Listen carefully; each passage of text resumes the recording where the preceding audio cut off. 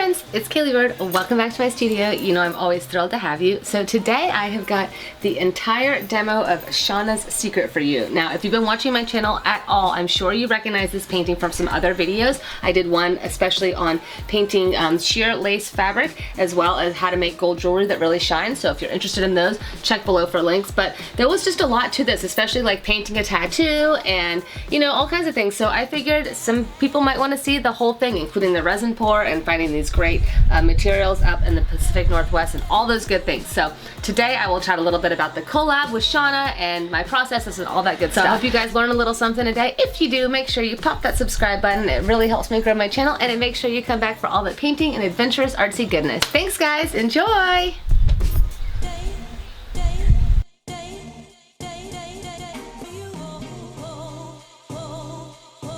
So I know I usually don't share the drawing process with you guys, but I just wanted to remind you that I do have a video detailing how I transfer my drawings to my painting panels, as well as instructions on how to create your own painting panels just like mine.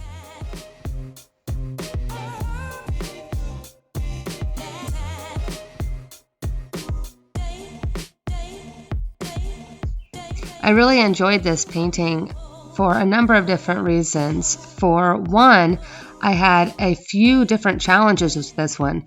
Painting the lace veil was totally new for me, which obviously I made a tutorial about that. Then painting the gold jewelry was a refresher course for me because it's been a couple of years since I've painted anyone with jewelry, and I also have a tutorial about that. But not only those two, also painting a tattoo on her hand was, I wouldn't say difficult, but a challenge that I have not tried to accomplish in a few years. I tried a couple of years ago to paint my subjects with tattoos on them, and I just didn't do a good job, and I just got kind of discouraged, honestly, so I just kind of shied away from it. I would have models with tattoos and I just wouldn't include them in the paintings anymore because it was just frustrating to get so far into a painting and then feel like you're kind of failing on that one aspect. So truth be told, you know, it takes time and practice for all of us to get good at things. So I was really excited to just bulldoze through and decide that I was going to take this challenge with gumption. I was not going to ignore her tattoos, and I'm really glad that I didn't because it took a while, and honestly I didn't film every bit of it because I was a little nervous that I wouldn't do it right. So it kind of cuts in a few moments, or a few minutes I should say, into the painting process, but I've got it on this video and I'm going to go over it a little bit with you guys and kind of tell you how I painted the tattoos on her hand.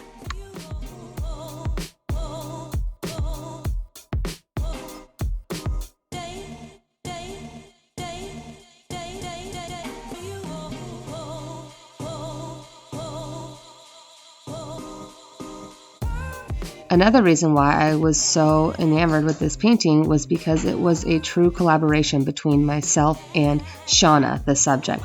Now, most of the paintings that I do are from photos that I've taken myself, and usually they're of my friends.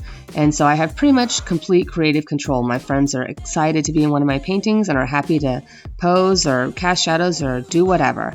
But this time, Seana and I actually met through Instagram. She commented on a few of my paintings and told me about how some of my work was very meaningful to her, and we got into this really awesome discussion, and I wound up looking at her work, and she does some very beautiful self-portrait photography, and it just had the great mood, the great lighting, it had some nice shadows. She was a very unique and interesting subject in herself. I love the lace and her adornments and her tattoos and everything. So, you know, I looked at her portraits and I was like, oh my gosh, these almost look like my paintings already. So since she had been so positive about my work and told me about how it made her feel good and inspired, I decided to ask her, would she mind doing a collaboration with me? Would she mind next time doing a photo shoot, trying to include some interesting shadow shapes and letting me have first pick of the litter? Because these days when I do a painting, I like to do it from an original photograph that's not out there in the world.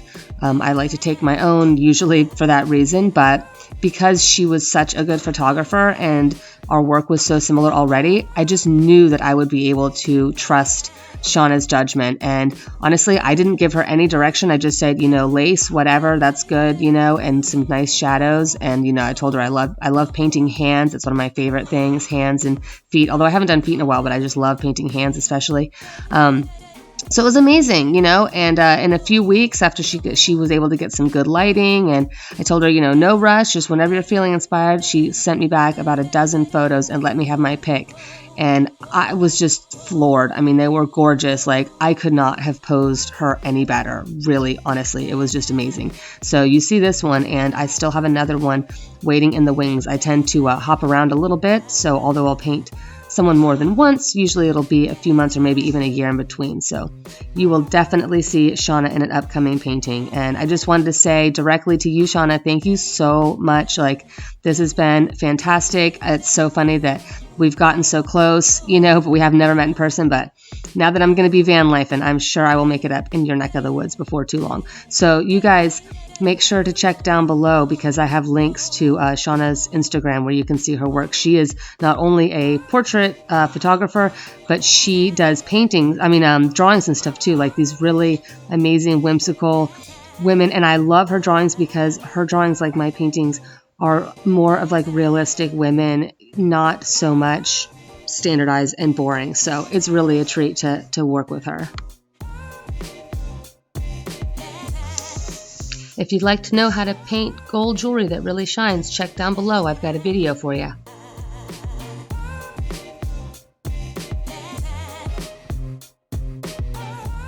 Now here's that tattoo I was talking about. So the inclination is to paint it using black. However, I personally don't ever use black, but tattoos aren't really black except for the first day they're put in. Any wear and tear on a tattoo, even a few months, will turn it to a lovely gray. So I actually use Payne's Gray, slightly muted, to paint. And I'm painting this onto the wet oil I used to paint her hand. So I'm painting wet on wet here. And as you can see, I'm slightly blending in as I'm painting, because I really want these two to become one.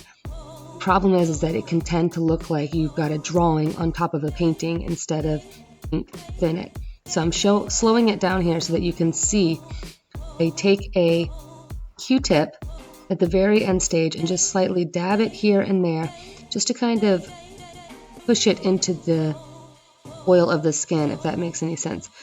Tattoos, after a little while, start to be a little hazy at the end, and if you want your tattoo to look authentic on your subject, you're going to need to add that little bit in. You don't want to do it too much, just a little dot here and there will really push those two together. And if you need to, you can always go back with another brush and add in a few details here and there.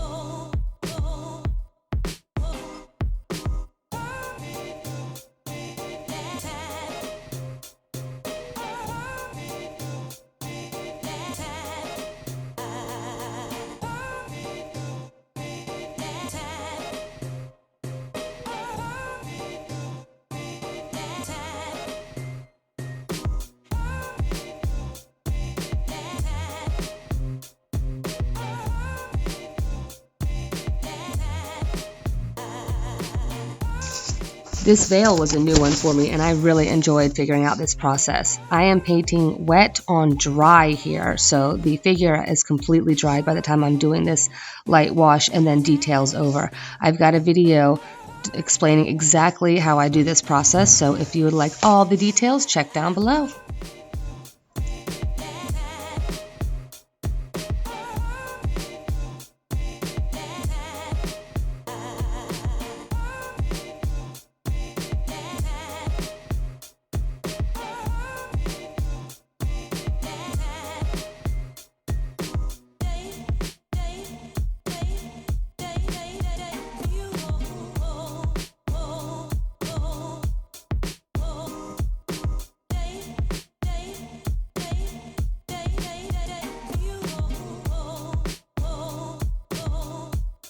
And now, probably my favorite part is adding the 3D elements. I got these amazing dried plants in the Pacific Northwest when I was visiting up there earlier this year.